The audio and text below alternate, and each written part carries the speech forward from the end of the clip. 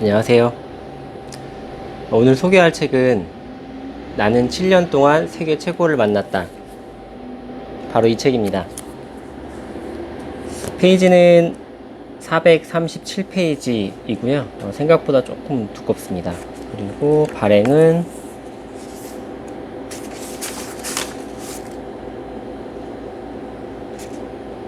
언제야? 2019년 4월 12일 1판 1쇄 발행. 오래된 책은 아니네요. 사실 이 책이 그렇게 끌리지는 않았어요. 제목이 7년 동안 세계 최고를 만났다라는 제목이었는데 굉장히 좀 마케팅적인 느낌이 있어서 또 좀 뻔한 내용, 굉장히 흔한 내용, 뭐 이런 느낌이 있어서 그렇게 끌리지는 않았는데 이상하게 읽게 되더라고요. 이 책은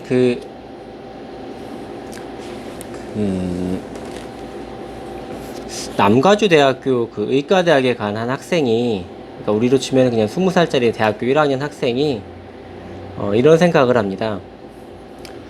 어떤 세계 최고의 그 성공한 사람들을 만나서 어떤 조언을 받으면 그 자기와 같은 그 젊은 아이들, 젊은 친구들이 좀 더 많은 변화를 할 수 있고 또 성공적인 커리어를 만들어 갈 수 있고 좀 더 세상을 변할 수 있는 어떤 일을 할 수 있지 않을까라는 생각을 하고 그러면 내가 만나봐야 되겠다 라고 해서 그런 세계 최고의 사람들을 만나러 가는 이야기입니다.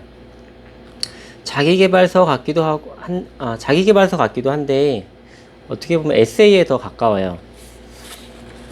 그래서 만난 사람이 스티븐 스필버그는 잠깐 만났고요. 인터뷰는 하지 못했고 팀 페리스는 전화로 인터뷰를 했어요. 그리고 치루라는 마이크로소프트 글로벌 경영 부사장을 만났고요. 그리고 슈거 레이 레너드라는 그 복싱 챔피언 전설을 만났답니다. 그리고 엘리엇 비스노우를 만났고요. 그리고 미키 아그라왈, 그 띵스라고 기능성 팬티 세계 1위라고 합니다. 한번 들어본 것 같은데 잘은 몰라요. 그리고 토니 셰이라고 그 자포스 신발 대표를 만났고요. 그 다음에 워린 버핏은 엄청나게 시도를 했는데 만나지 못했어요. 그래도 주주총회에 참석해서 질문을 하긴 했습니다. 그리고 딘 카멘이라고 세그웨이를 발명한 그 발명가를 만났고요. 그 다음에 레리 킹, 그리고 결국에 이 친구의 그 인터뷰 끝판왕은 빌 게이츠였거든요. 근데 빌 게이츠도 만났어요. 스티브 위즈니악도 만났고, 그 다음에 제인 구달, 마야 안젤루, 제시카 알바, 콘시 존스, 레이디 가가까지 만납니다. 그래서 대부분의 사람을 인터뷰를 했어요. 자기가 처음에 만나보고 싶은 사람들 인터뷰해서 자기가 궁금했던 거 물어보고 하는데 뭐랄까 사실 어린 친구잖아요. 어린 친구다 보니까 이 친구의 생각이나 이 친구의 그런 말 같은 게 이렇게 공감대가 좀 크진 않았어요. 그냥 좀 많이 어리구나, 아직 좀 미숙하구나, 좀 이런 느낌이 좀 들긴 했는데 그래도 이 친구가 이런 대단한 사람들을 만나고 또 책까지 쓴 걸 보니까 거긴 또 되게 놀라운 감정이 컸습니다. 아무리 어리숙하다고 하더라도 저는 이 책을 읽고 있잖아요. 그래요. 그래서 아마 좀 젊은 친구들한테는 굉장히 좀 도움이 될 수도 있고요. 그리고 나이가 한 40 전후 이상이 되면 좀 불편할 수도 있을 것 같아요. 저도 처음에는 좀 지루했어요. 굉장히 좀 재미가 없었거든요.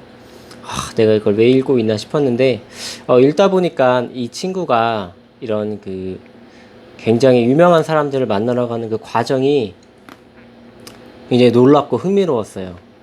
어떤 소설을 보는 것 같았고 굉장히 소설 중에 추리소설 있죠. 이 다음이 어떻게 되지? 굉장히 궁금했어요. 그래서 처음에는 좀 지루했는데 읽다 보니까 굉장히 단숨에 읽게 되었습니다.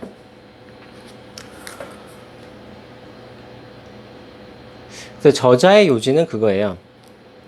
예를 들면 그 나이트 클럽이 있잖아요. 그 나이트 클럽이 있으면 보통의 사람들은 그 첫 번째 입구, 정문을 통해 들어간다고 합니다. 그래서 99%의 사람들이 그 정문으로 들어가려고 줄을 서기 때문에 줄이 굉장히 길죠. 사람이 많이 모여 있고 그래서 들어가기가 사실 힘들어요. 대신에 이제 VIP나 귀빈들은 이제 VIP 입구로 따로 들어간다고 하고요. 이 친구가 말한 핵심은 첫 번째도 두 번째도 아닌 그 세 번째 문을 찾으라는 겁니다. 그 세 번째 문은 어떤 주방 입구일 수도 있고요. 또는 창문일 수도 있어요. 어떤 수단과 방법을 가리지 않고 그 건물 안에만 들어갈 수 있는 방법을 찾으라는 거예요. 근데 사실 이 말은 굉장히 좀 의미가 있긴 했습니다. 그리고 이 친구가 만났던 그런 유명한 사람들은 다 이렇게 시작을 했다고 해요.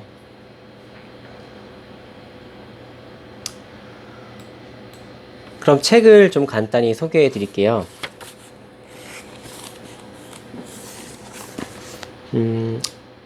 아마 그 세 번째 문이라는 것에 가장 그 접근한 게 비슷한 게 그 스티븐 스필버그였던 것 같아요. 그는 유니버셜 스튜디오에 투어버스를 타고 있다가 도중에 뛰어내려서 화장실로 잠입했다. 건물 안에 숨은 그는 투어버스가 떠나는 모습을 지켜본 후 종일 유니버셜 스튜디오에서 시간을 보냈다. 사방을 돌아다니던 그는 유니버셜 TV에서 일하는 척 실버스라는 사람과 마주쳤다.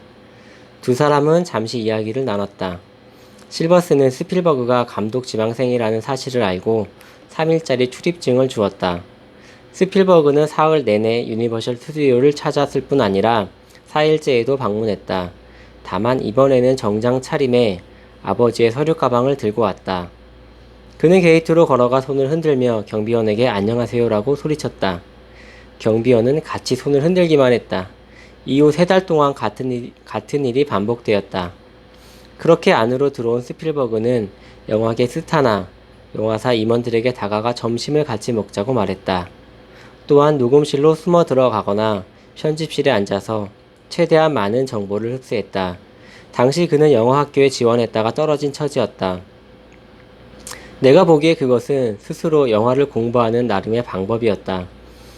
그는 어떤 날에는 가방에 여벌의 정장을 넣고 갔다가 빈 사무실에서 잔 후 다음날 아침 새 정장으로 갈아입고 나오기도 했다. 척 실버스는 결국 스필버그의 멘토가 되었다. 그는 스필버그에게 그만 빈둥대고 좋은 단편 영화를 만들어 오라고 조언했다. 12살 때부터 단편 영화를 만들던 스필버그는 엠블린이라는 26분짜리 영화의 각본을 썼다. 뒤이어 몇 달 동안 영화를 찍고 힘들게 편집한 후 마침내 척 실버스에게 보내주었다.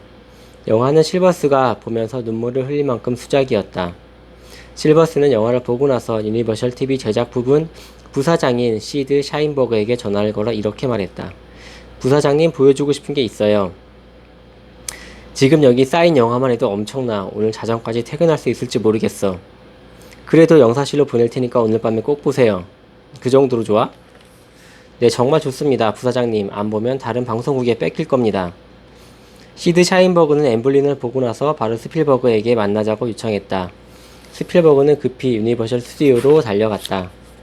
사인버그는 그에게 바로 7년 계약을 제안했다. 그렇게 해서 스필버그는 할리우드 역사상 대형 스튜디오와 계약한 최연소 감독이 되었다. 저도 몰랐어요. 근데 이렇게 감독이 됐다고 합니다. 그러니까 제3의 문을 뚫고 들어간 거죠.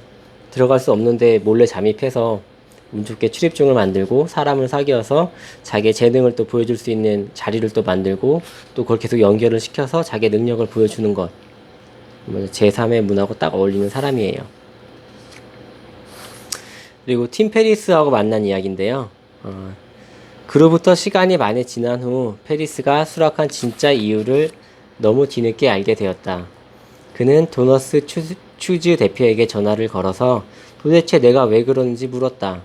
왜냐하면 이 저자가 팀 페리스한테 메일을 엄청 많이 보냈어요. 계속 거절하는데 계속 보냈죠. 끈기가 좋은 거라고 생각하고.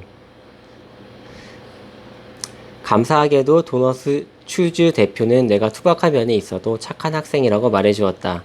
덕분에 페리스는 인터뷰에 응하게 되었다. 그때는 이 사실을 몰랐다. 그래서 어떤 문제든 끈기가 답이라고 굳게 믿어버렸다. 그러니까 안 될 거였는데 아는 사람을 통해서 잘 소개를 받아서 인터뷰가 진행이 된 거예요. 사실 팀 페리스는 좀 많이 짜증이 난 상태였거든요, 이 친구한테. 싫다고 하는데 계속 문자를 보내니까, 이메일을 보내고. 그래서 나중에 이 친구하고 전화로 인터뷰를 하는데 그런 이야기를 해요. 적당히 요청하라고. 상대방이 기분 나쁘지 않게, 무례하지 않게, 정중하게 그렇게 요청을 하라고 당부를 해줘요. 그리고 이건 치루라는 그 마이크로소프트 온라인 부분 부사장이 한 말인데요. 굉장히 좀 명언 같아서요. 우는 버스와 같아. 그는 내게 말했다. 한 대를 놓쳐도 다음 버스가 있어. 하지만 준비를 하지 않으면 그 버스에 타지 못해. 그쵸. 우리 항상 버스 간다고 하죠. 버스가 떠나도 다음 버스가 온다고 합니다. 근데 준비를 하지 않으면 탈 수가 없죠. 맞습니다. 능력을 키워야 돼요.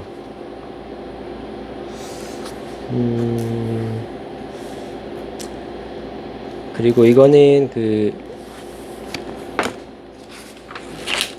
엘리어 비스노라는 친구가 이 친구한테 해준 조언인데요. 누구를 만날 때 이렇게 하랍니다. 첫 번째, 다른 사람과 만나는 자리에서 절대 휴대폰을 쓰지 마. 그냥 내용만 입력하는 것도 안 돼. 휴대폰을 쓰면 멍청해 보여. 항상 주머니에 펜을 갖고 다녀. 세상이 디지털화 될수록 펜을 쓰는 게 더 인상적으로 보이지. 어쨌든 다른 사람과 만날 때 휴대폰을 쓰는 건 무례한 짓이야. 규칙 두 번째예요. 어떤 자리든 거기 속한 사람처럼 행동해. 낯선 곳이라도 전에 왔었던 것처럼 들어가. 유명인이라고 해서 멍하니 쳐다보지 마. 태연하고 차분한 모습을 보여. 절대 사진 찍어달라고 하면 안 돼. 동료로 대우받고 싶다면 그렇게 행동해야 돼. 팬은 사진을 청하고 동료는 악수를 청하지. 근데 몇 개 더 있는데 이 두 가지 내용은 굉장히 좀 인상적이었어요. 사실 저는 휴대폰을 잘 안 쓰려고 하는데 이게 쉽지 않거든요. 또 그 메모 할 수 있는 수첩을 가지고 다니라고 많이 이야기를 하는데 사실 그 수첩을 갖고 다니기 또 되게 불편해요. 근데 많은 사람들이 이렇게 직접 펜으로 쓰라고 하는 걸 보면은 이게 정말 중요한 것 같습니다. 그리고 정말 어색한 자리는 어색하게 행동할 수밖에 없는데 정말 그러지 말아야겠어요. 원래 익숙한 사람처럼 거기 있었던 사람처럼 그렇게 행동하랍니다.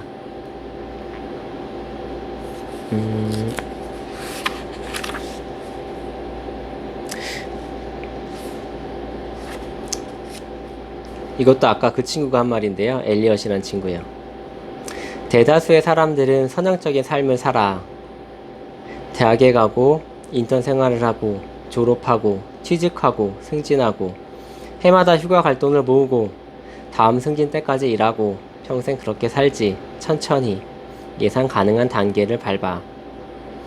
성공한 사람들은 그렇게 살지 않아. 그들은 기하급수적인 삶을 살아. 단계를 하나씩 밟는 게 아니라 건너뛰지. 사람들은 마땅한 준비를 하고 오랜 경험을 쌓아야 스스로 일어서서 진정으로 원하는 것을 얻을 수 있다고 말해. 우리 사회는 꿈을 이루려면 X, Y, Z가 필요하다는 거짓말을 가르쳐. 헛소리야. 기하급수적인 삶을 살기 위해 허락을 받아야 하는 유일한 사람은 자기 자신이야. 그러니까 아까 그 세 번째 문화와 같은 이야기인 것 같아요. 남들이 알려주는 뻔한 루트를 통해서 무언가를 이루려고 하지 말라는 거예요. 그것을 이룰 수 있는 정말 독창적인 방법, 창의적인 방법을 스스로 만들어서 해보라는 거죠.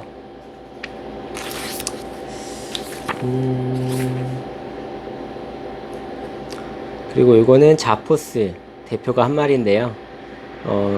이 저자가 어떤 그 행사에서 자포스 대표를 만나요. 그래서 자포스가 그런 말을 하죠. 소원 하나 들어줄게. 그래서 이 친구가 그래요. 그러면 내가 당신하고 하루 종일 같이 있게 해달라. 그렇게 이야기를 하니까, 오케이. 라고 이야기를 해요. 그리고 이제 그 하루 종일, 여기는 이제 이틀로 되어 있는데, 그 이틀간 만나고 작별 인사를 하면서 자포스가 하는 얘기예요. 저자가 이렇게 말하거든요. 이상하게 들릴지 모르겠지만 다른 직원들한테도 이런 기회를 주면 어떨까요? 토니는 멍하니 나를 바라보며 말했다. 그러고 싶지만 누구도 요청한 적이 없어. 굉장히 이 책의 핵심 중에 하나라고 생각합니다. 사람들이 뭔가를 요청하질 않아요. 거절당할까 두렵기 때문이죠. 스티브 잡스도 똑같은 말 했던 것 같아요. 나한테 그렇게 요구하는 사람이 없었는데? 맞습니다. 뭔가를 얻으려면 요청을 해야 돼요. 정중하게.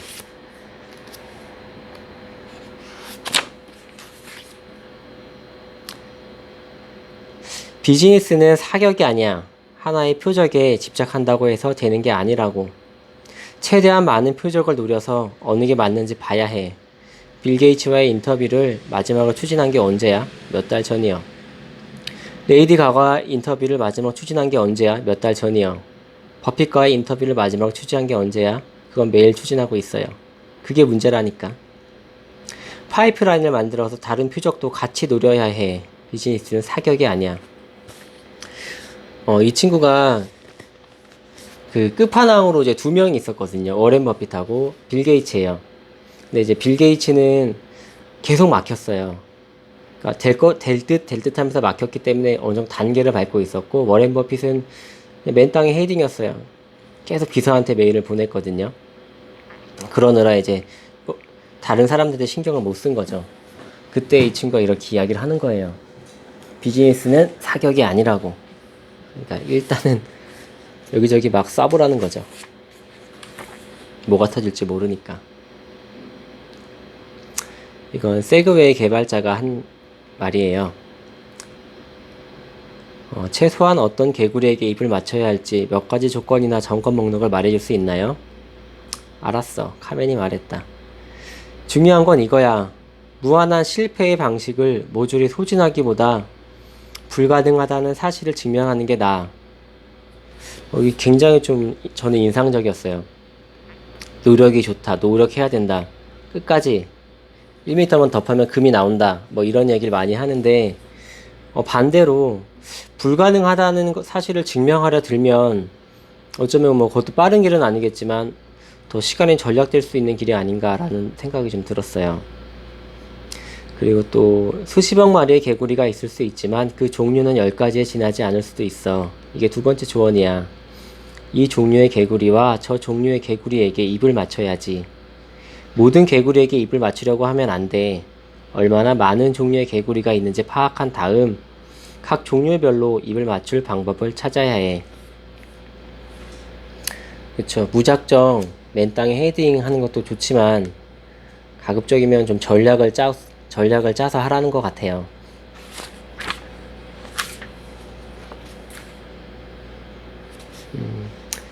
요거는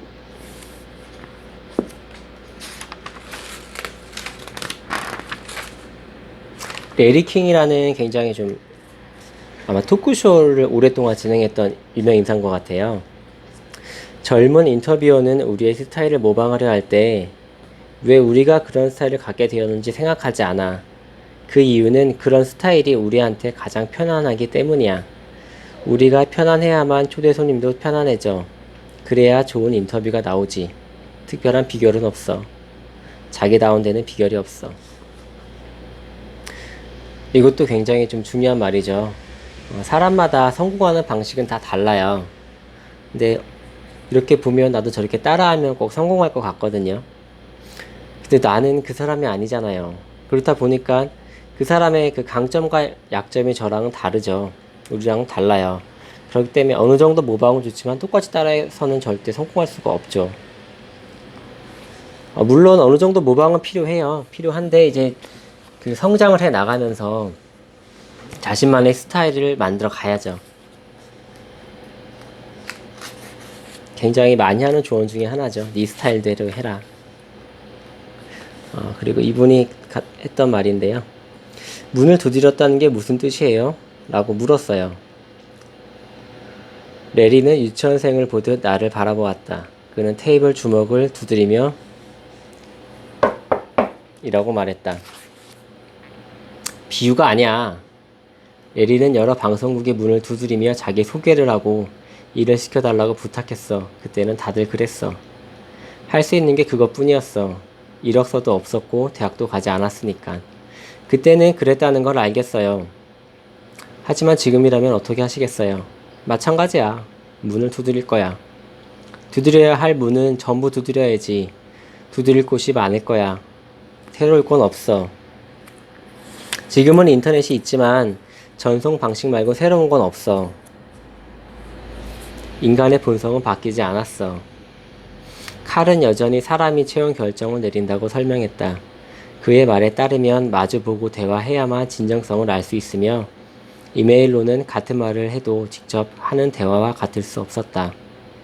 사람은 사람을 좋아해. 수신함에 낯선 이름이 들어있는 건 좋지 않아. 직접 만나라는 거죠. 참 어려워요. 거절이라는 그 뭐랄까 큰 두려움, 공포 이게 굉장히 큰 것 같아요. 어떻게 보면 참 어렵지 않은 일인데 막 용기를 내서 막 나는 거절당해도 괜찮아 라고 했다가도 실제로 막 2번, 3번, 4번 거절당하기 시작하면 굉장히 힘이 빠지고 의기소침해져서 더 할 수가 없게 되죠. 근데 더 하란 얘기예요. 이거 빌 게이츠가 한 얘기입니다.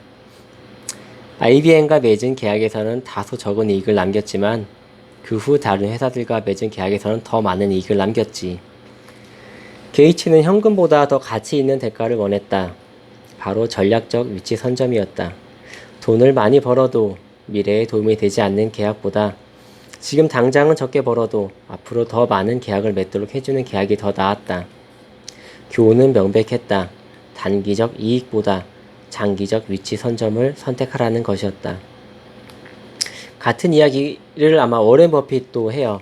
워렌 버핏도 대학을 졸업하고 자기가 돈을 좀 더 벌 수 있었는데 그때 자신의 그 지도교수였던 벤자민 그레이엄한테 편지를 쓰죠.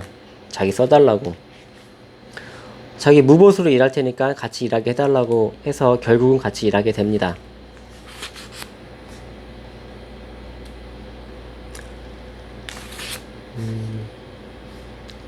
게이츠는 어른들에게 조언을 구하고 그들과 최대한 많이 사적인 시간을 갖고 자기를 걷어주도록 만들라고 말했다. 지금 와서 생각해보면 그는 사실상 버드 피즈식 잔기술은 잊어버리라고 말하고 있었다. 최고의 협상 전술은 서로 신뢰하는 참된 관계를 맺는 것이었다. 당신이 무명의 창업자이고 상대가 당신에게 투자한 게 아니라면 애초에 거래를 할 필요가 있을까? 상대가 당신의 멘토나 친구라면 협상할 필요조차 없을지 모른다. 굉장히 좀 인상적이죠.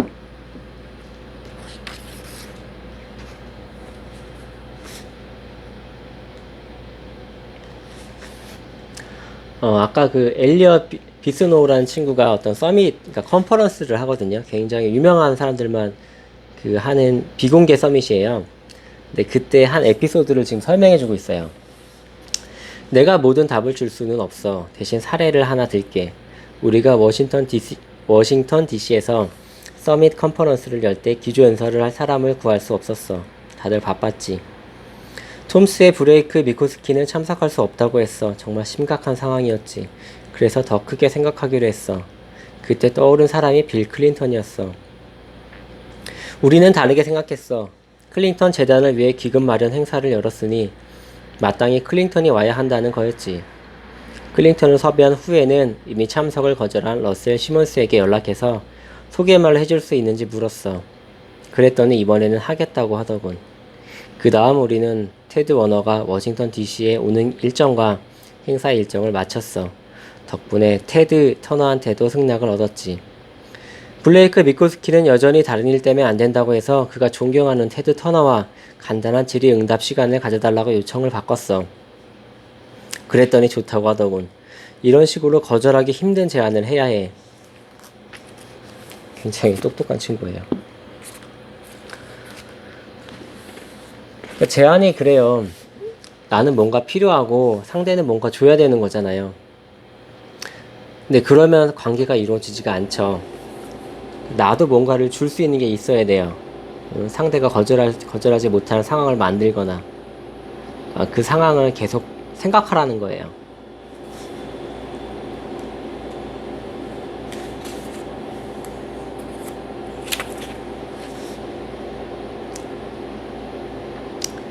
나는 경력을 시작하는 사람에게 해줄 조언이 있는지 물었다. 틀을 벗어나려고 노력해. 중국의 종교인 도교는 중국인들에게 많은 도움을 줘. 그게 우리한테도 도움이 될지 몰라. 찾을 수 있는 모든 지혜를 찾아. 공자 아리스토텔레스 마틴 루서킹 세자르 차베즈에 대한 글을 읽어. 그러면 그들도 나와 같은 인간이구나.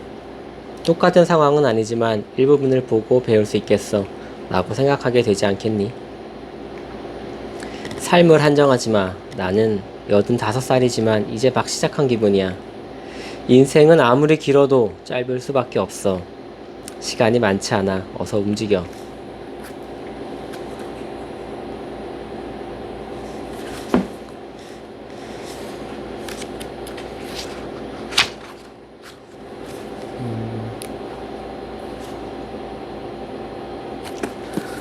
네, 내용은 보통 이 정도고요. 여기서 중요한 것, 제가 관심 있게 본 것은 이렇게 유명한 사람들을 과연 어떻게 만났을까? 첫 번째 방법은 맨땅에 헤딩하기입니다. 일단은 그들의 연락처를 어떻게든 수동을 해서 연락을 해요. 대부분 이메일이었거든요. 이렇게 이메일을 보내고요. 이 방법은 좀 성공률이 낮아요. 하지만 뭐 어쩔 수 없으니까. 좀 더 성공률이 높은 방법은 그 지인 소개거든요. 그러니까 예를 들면 유명한 사람이 있으면 그 유명한 사람한테 직접 접근하기는 어렵잖아요. 그러니까 그 사람하고 친한 사람을 찾아서 그 사람하고 먼저 친하게 되고 소개를 이끌어내는 거죠. 그러니까 이 친구도 그랬어요. 사실 이렇게 되게 유명한 사람들이 많지만 2명 정도의 키맨이 대부분을 소개해 준 거거든요. 한 명은 그 마이크로소프트 이사라는 스테판 바이츠라는 사람이고, 이분이 그 마이크로소프트 온라인 부분 사장을 소개시켜줬고, 그리고 마이크로소프트 비서실장도 소개시켜줬고, 딘 카멘이라고 세그웨이 개발자도 소개시켜줬어요. 그럼 이 사람은 어떻게 만났냐? 이 작가가 비즈니스 컨퍼런스에서 자원봉사를 할 때 알게 됐고, 계속 이제 연락을 꾸준히 이어나갔던 거죠. 그러니까 또 유명한 사람들은 좀 알아둘 필요가 있는 것 같아요. 이 스테판 바이츠라는 사람하고, 그리고 엘리엇 비스노우라는 사람이 있어요. 그러니까 엘리엇 비스노우는 아까 말씀드린 것처럼 어떤 유명 인사들끼리 모이는 그 컨퍼런스를 주최한 사람이에요. 네, 그래서 이 사람 덕분에 그 미키 아그라왈이나 토니 셰이 자포스 대표, 그리고 테드 창립자, 그리고 뭐 매트라는 음악가, 그리고 레이디 가가 등을 만나게 돼요. 그 엘리엇 같은 경우는 작가가 그 이메일을 보내거든요. 당신을 만나고 싶다. 물론 이제 굉장히 자료조사를 많이 한 다음에 이메일을 보내요. 나중에 이 엘리엇이 이런 이야기를 해요. 내가 그때 왜 네 이메일에 승낙해줬는지 아니? 이메일을 잘 쓴 것보다 올해 내 새해 목표가 누군가의 멘토가 되어주는 거였어. 그러니까 누군가 요청을 하면 받아줄 준비를 이미 하고 있었던 거죠. 어떻게 보면 운이 좋았고, 또 그 운이 좋은 건 또 자기가 어떤 시도를 했기 때문에 발생을 한 거예요. 책을 읽고 든 생각은 그 요즘에 그 많이 있는 그 묻고 더블로 가 그거 있죠. 여기서 묻고는 누구한테 물어보라는 말이에요. 누구한테 물어보고, 그렇게 물어보면 더블 또는 더더블 또 그 이상의 기하급수적인 결과를 얻을 수 있다는 거죠. 사실 혼자서 공부하고 생각하는 시간도 필요한데 어떤 일을 하려면 대부분 사람과 연결이 되어야 하거든요. 그렇기 위해서는 결국 사람을 만나야 돼요. 그러려면 움직이고 필요한 사람을 만나고 내가 어떤 게 필요하다 이런 걸 자꾸 요청을 해야 돼요. 정중하게. 그리고 또 그런 또 유명한 사람을 만나려면 또 아무나 만나주지 않으니까 내가 이만큼 열정이 있다, 내가 이만큼 진정성이 있다는 것을 보여줄 수 있는 무언가를 만들어야 돼요.